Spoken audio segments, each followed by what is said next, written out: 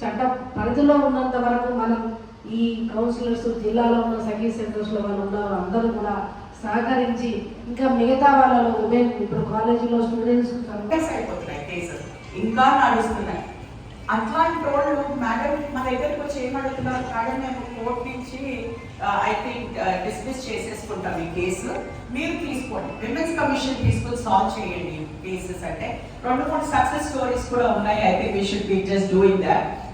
And అవి కూడా మేము చెప్తాం, ఎందుకంటే మన దగ్గర రాగానే మనం ఈ ఎమోషన్స్ అట్లా పక్కన పెట్టి ఈ ఎమోషన్స్ మీరు ఎక్స్పీరియన్స్ చేసి గిల్ట్ వచ్చింది మీకు. గిల్ట్ అంటే ఏంటండి?